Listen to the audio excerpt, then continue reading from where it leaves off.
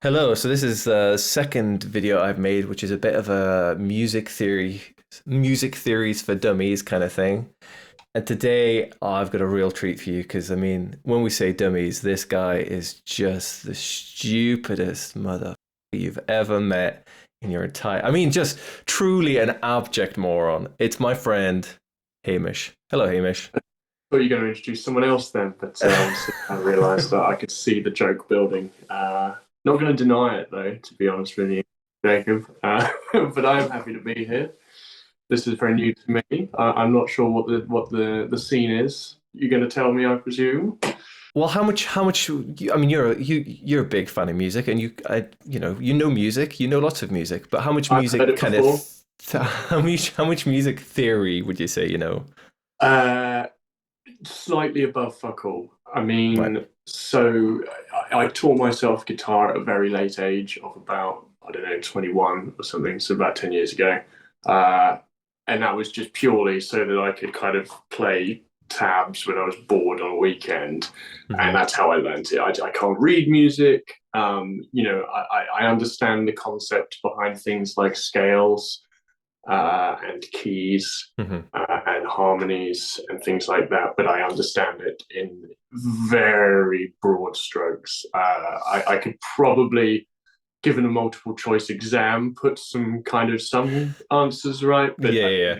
scheme of things, absolutely not. Good, good, good. That's a good broad overview then. So today we're going to talk about meter, like time signatures. Now, you've heard those terms before, presumably, but do you know what they are?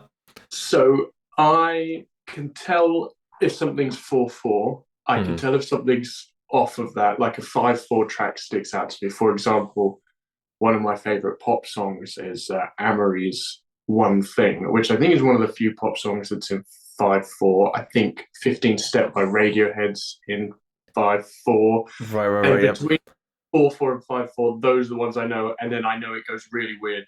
I don't know what a 12/8 would sound like, if that's even a thing. Okay. Uh, Yeah, but I know 4/4. I yeah. know some variations of that. Hmm. I couldn't clap to anything really beyond Right, right. four. Okay, yeah, okay. I'm sure you could, and maybe we'll get you doing a bit of that. So today we're looking at the Beatles song "Happiness is a Warm Gun," Happiness is a warm gun. which metrically, in terms of its time signature and its meter, does like a few interesting things. Um, but yeah, it's a good starting point. So yeah, like Radiohead are a good example of a band who quite often will do some weird time signature stuff. 4/4 is the default. That's in Western like popular music. Tried and true. Yeah, Yeah. it's great. It's kind of like the iambic pentameter of the music world, and it is Oh, yeah, just of course. it's just the count of one, two, three, four. Like that's it, right? It's like a sentence length is like 4 beats. The musical sentence is 4 beats. Is kind of how I would describe it.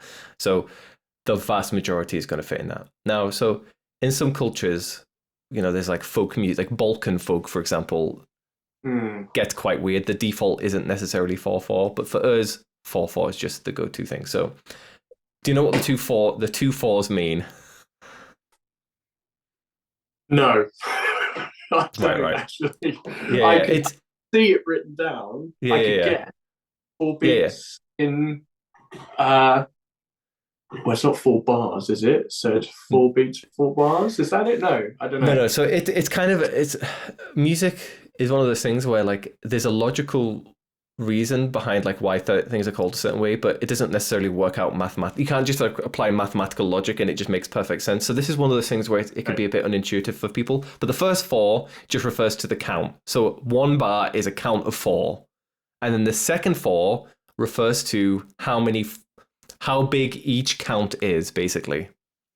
So there's four counts of that initial four count, essentially. Is that what you're So the saying? the the first four says there's four counts of something, and then the second four says how long each count is, basically.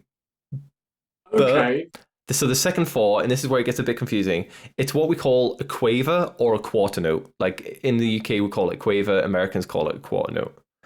Um, Quaver's much better, I gotta say. That's yeah, I know. Like I find quarters like much more intuitive, but at the same time, the intuitiveness of it kind of falls apart at one point, and it's quite an early point. So right.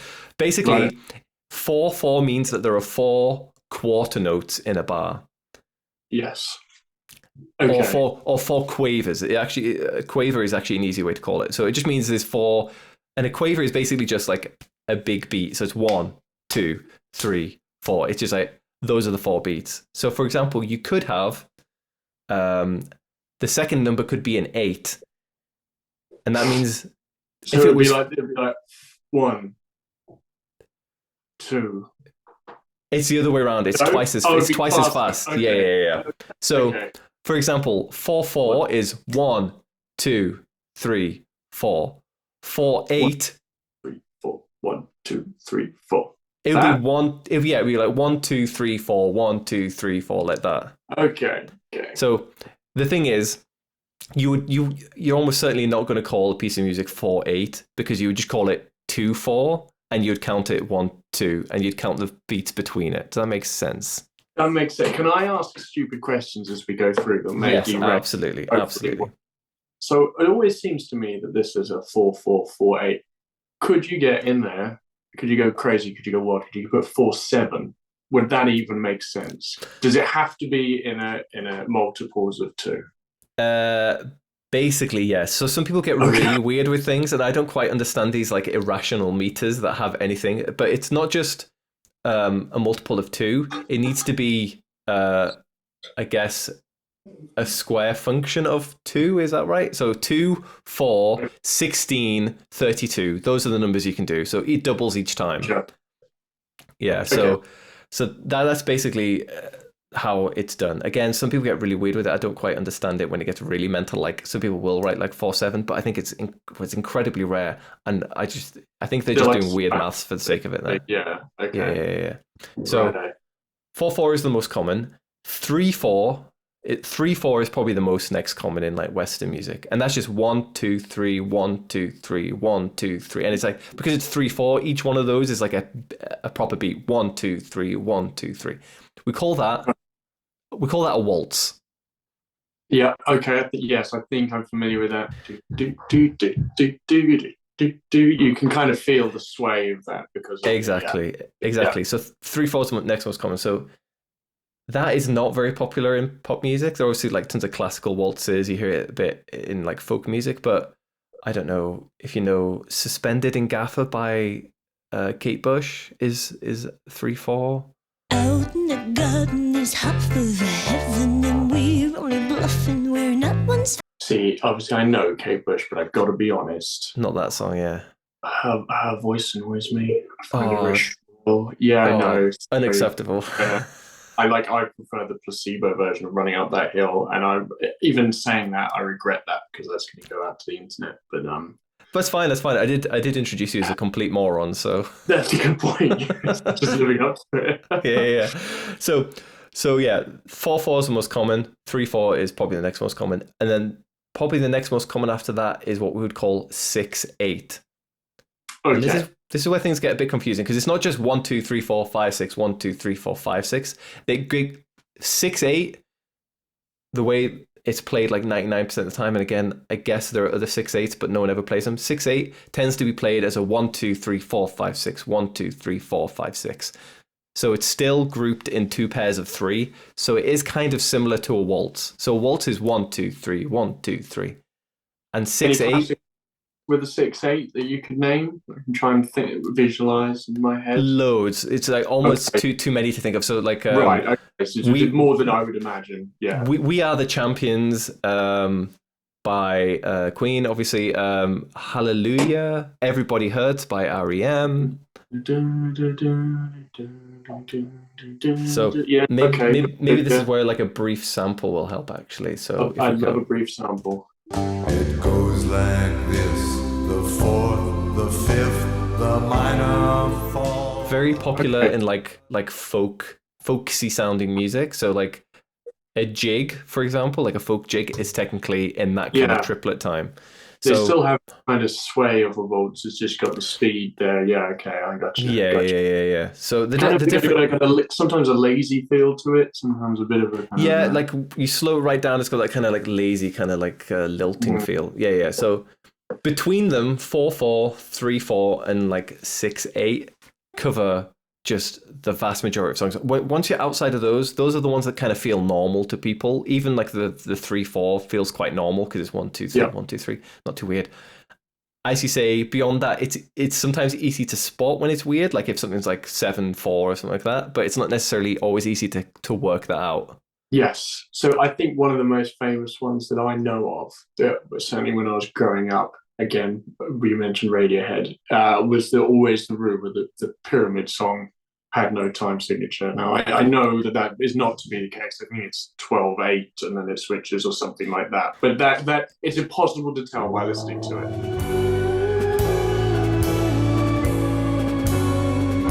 It's weird. It's strange. It changes quite a lot, and there might even be... So, yeah, there's a thing called Polymeter, and I'm not sure if it's going on in Pyramid Song, but technically you can have 2 meters going on at once. That's when things get really quite fucky.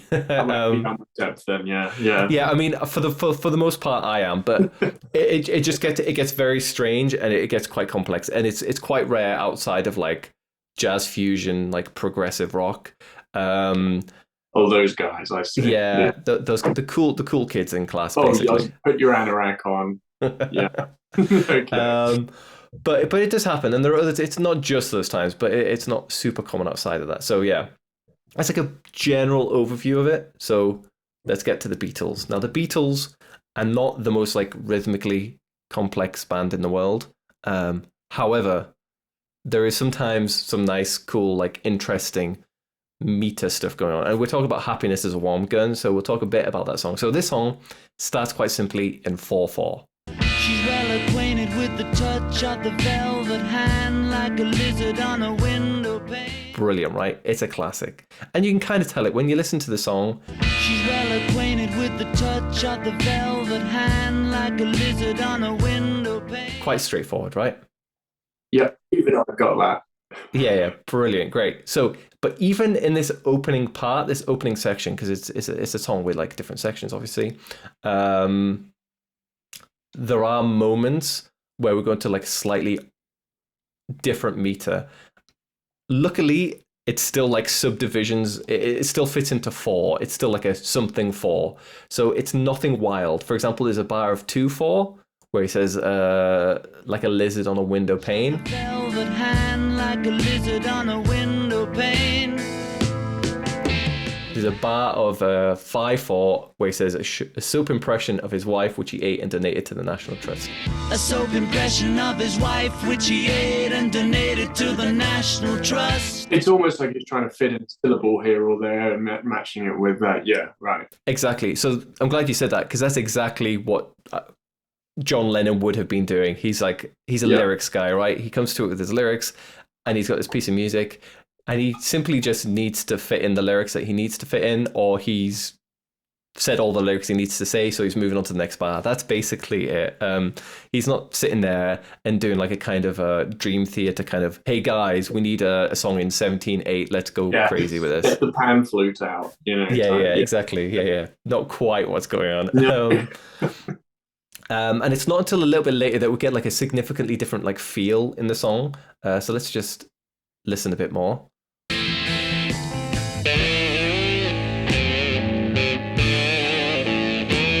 So it's actually kind of obvious at that point that something changes, right? Yeah. So based on what you told me, it's slower, it seems like, which means lower number. No, so not necessarily. This is where things are complicated. So speed is more determined by like tempo. So okay. For example, this has always been confusing to me, because you think, it's you can have a very different time signature with a very fast tempo, and then essentially it's all a bit. Yeah. I kind of sometimes look at things in a beat per minute way, which is again. That's more tempo anyway. That's tempo. Tempo. Yeah. So you could have 4/4 at a very high tempo where you get 1 2 3 4 1 2 3 4. Or you could have 4/4 like 1 2. Okay. You could have super slow. And similarly, so it can be misleading. But listen to it just before we said. So you got the feel of like 1 2 3 4, and the other feel was kind of a 1 2 3 1 2 3. So just listen to it for the feel of it and see what you kind of think. And I need a fix, 'cause I'm going down, down to the bits. Okay, I think.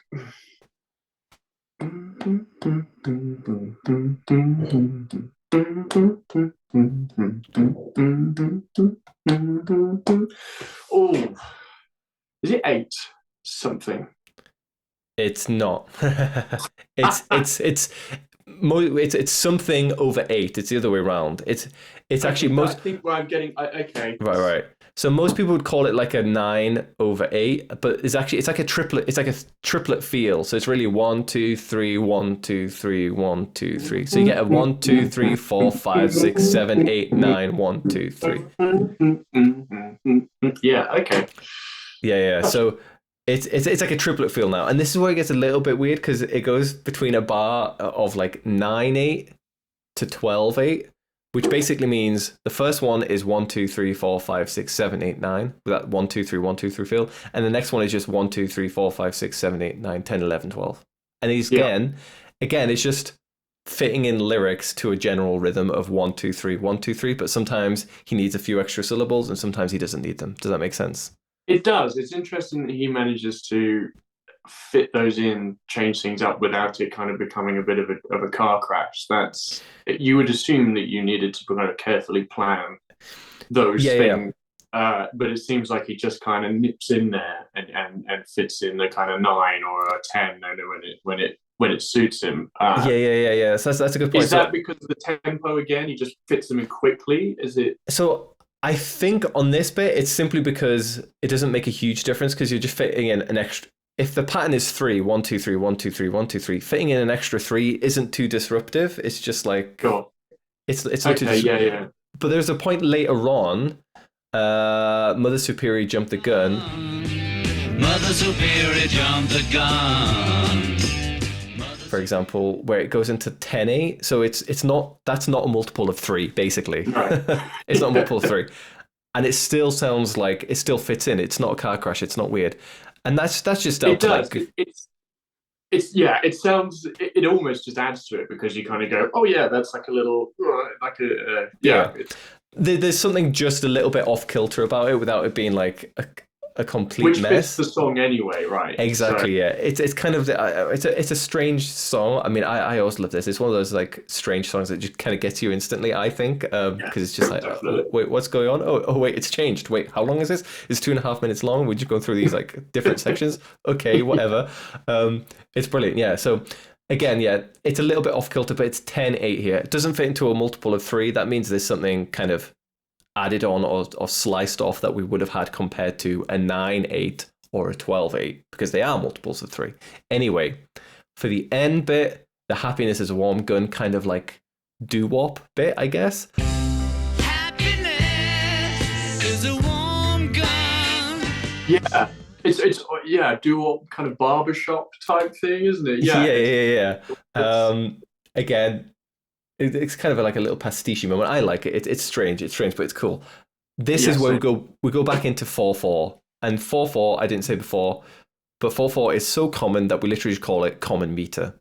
So just so you know, we're back in that. It's just common meter. So it's 4/4 again. 4/4 is one of those things that like when I teach like bass or guitar or whatever, like everyone just naturally plays into it. Like you just naturally fit into that groove because we've heard it a million times and we've tapped along to it and danced along to it a million times. Is it because we've heard it a million times, or is there some kind of mathematical scientific reason as to why we? But yeah, you brought up the kind of Balkan stuff, so maybe it is. It's cultural, but it does seem to be a kind of perfect.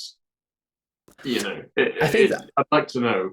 I think there'll be this. I think there'll be something like not biological, but because it's like a simpler, lower number, I think that will just make more cultures across the world like symmetry to it as well. In kind of once type thing. I think if you did like a survey of all the cultures in the world that made music, I think there'll be a tendency towards 3 and 4 just because they're simple numbers. Yeah. Whereas like if you get into like weird 11/4 or something like that, people are going to be like they're purposely doing it.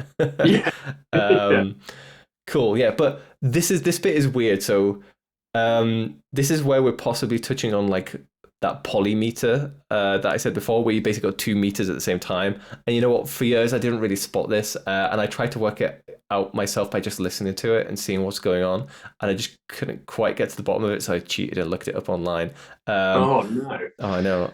Oh, I shouldn't have said it anyway. Shame. But basically, it goes into 4/4 again, and all the way through this end bit, Ringo's just bashing away in 4/4, right? I think it's actually a little bit in 2/4, but again, that's not wildly different. It's still a multiple of 2. But the vocals and the guitar seem to go back into 12/8 whilst Ringo's sticking to 4/4. And that's what it says, when I hold you in my arms and I feel my finger on your trigger, I know nobody can do me no harm, and then back into 4/4.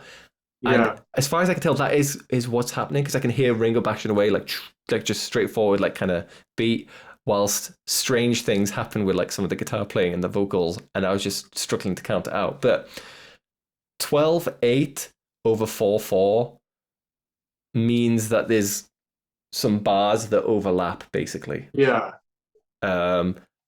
Because I'm playing the song in my head, and I can kind of see it. Just remembering how it goes, I can kind of feel that.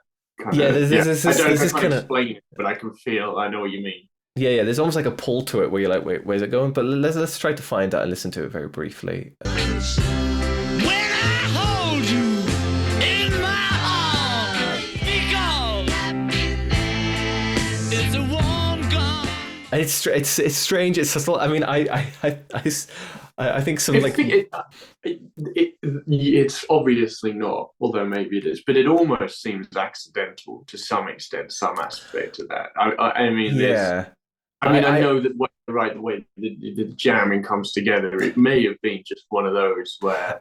Who produced the White Album? Was it a Phil Spector one? Or was no, it's still George Martin, but I know at this point, like he was kind of more and more hands off. So I mean, I'd have to like read up on it, but I don't know exactly who was there in the studio working all this out, and I'm sure Paul would have helped a fair bit to like pin it down. But it is one of those things that just could happen a little bit accidentally, but it's really hard to work out because it's actually quite complex to just happen kind of intuitively.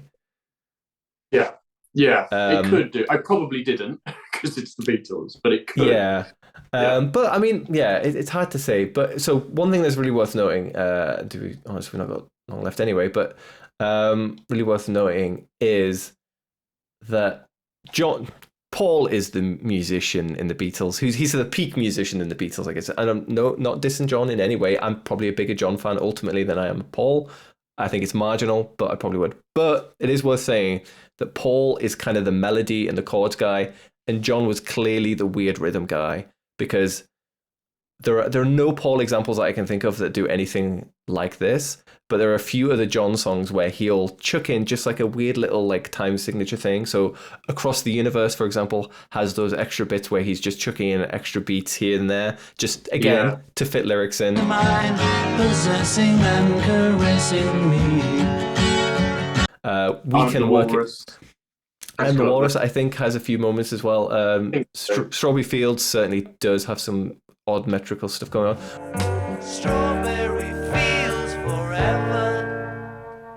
We Can Work It Out has a bit where it kind of goes into like a little. In fact, let's play that because that's like the simplest version, where you go into that kind of like little folksy 6/8 for a bit.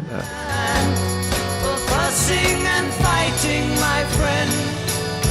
And you can hear it quite. That's what, a bar, if that too. Like it's not long at all, is it? It's just like in and out with just this little thing. And again, John seems to be like the originator of these like little weird rhythmic things. Good Morning from Sgt. Pepper's is another really good example where there's some weird time signature going on. Nothing to do to save his life, call his wife in. And a non-Paul, non-John song, a George song, Here Comes the Sun, has some quite strange, the kind of sun, sun, sun, here we come bits.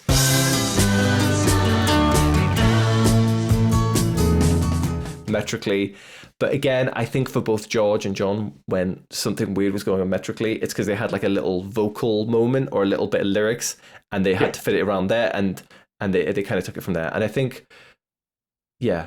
it's always interested me actually that Paul never really seemed that interested in weird rhythm stuff, given how musically involved his harmonies and his chords could get and stuff like that. Yeah, and rhythmically, it's very straightforward. If he ever did anything interesting in that sense in his kind of post Beatles career. I really don't like the song "Temporary Secretary."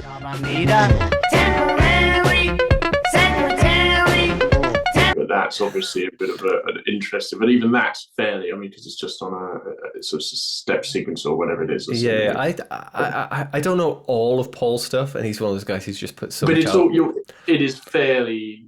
Well, it's not rote, but you know what I mean. Like Rhythmically, he tends to he might do like a little like 6/8 off 3/4 type waltz or like a little folksy kind of feeling thing. But again, that's all quite normal. But I don't think John actually went very weird rhythmically in his solo stuff. So I mean, again, it's that old cliche that they all kind of pushed each other to be better and do more complicated things or whatever that they would not have otherwise done. And I'm sure there are examples in John's solo stuff, but nowhere near as much. So yeah, it just always struck me as quite curious that Paul just didn't really seem bothered about that. But yeah, anyway, so that is a broad overview of like meter and how it works. Ultimately, it can only be like a broad introduction because it can get really weird. It can get really complicated. And I'm an idiot, as you mentioned. And yeah, let's not forget that. Let's not forget that. I've learned nothing today.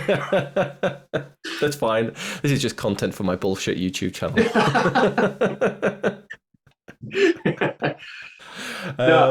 Do you think as well, like just focusing on Happiness in One Gun, because that was one that he put together from 3 separate sessions they had, and effectively 3 separate songs that he put together, which again, he probably saw that as a kind of, why not see if we can approach type thing, which then would have probably necessitated the fact that it changes so much. Like it's just interesting that like you said, it's all him, and it comes out of these jam sessions of just fitting stuff together. I'd wonder how deliberate some of it is, and some of it's just kind of fitting the function, whereas some of it's it's strange because like weird time signatures stuff. It's complicated and it's unintuitive in many ways, but it can happen in a surprisingly intuitive way. There are tons of like just even old like British, Irish, and Scottish folk songs where it's just someone who's wrote like a bunch of lyrics about like some story about some old time shit, and they'll end up with these weird like bars of like random amounts of beats and things like that, and you're like, well, how did they write that back then? And it would have just been like they had like the poetry first or something, and they were just trying to fit chords around the lyrics, and it just so happened that you had to fit an extra beat. So I think it can happen quite intuitively when you're just doing lyrics kind of first, or with that first in mind. Otherwise, again, if you just come to something, I think maybe just as a jam, with a bunch of other people, because you're just going to lock into 4/4 instantly, it's probably harder to jam into a weird time signature unless you're doing it purposely, unless you're like, again, Dream Theater or some kind of like jazz fusion-y type act. A lot of time in your hands. Yeah. Yeah. A lot of time in your hands. Yeah. So I really think that lyrics first, or maybe not lyrics first, but like lyrical approach, it can end up being way easier than you would have thought for something that can get very complicated. Once you get into like complex meters and different meters, polymeters at the same time, it's basically just doing very difficult maths on your instrument. It can be a bit like that. I guess then you said that it's probably rare if you kind of accidentally end up that way. I mean, are there any bands you can think of that are kind of notoriously musically quite simple, basic, maybe stuff from like punk or kind of stuff like that, where they've kind of accidentally released a song that is somewhat outside of the 4/4 3/4, or is it just doesn't happen? Again, the easiest examples I can think of are like old folk songs. Yeah, and that probably makes sense because it comes from the non-standardization of music. There's got that lineage, doesn't it? As opposed exactly, to that. I think once you start, you don't think Green Day are just going to suddenly get together and start jamming in the 80s. Yeah.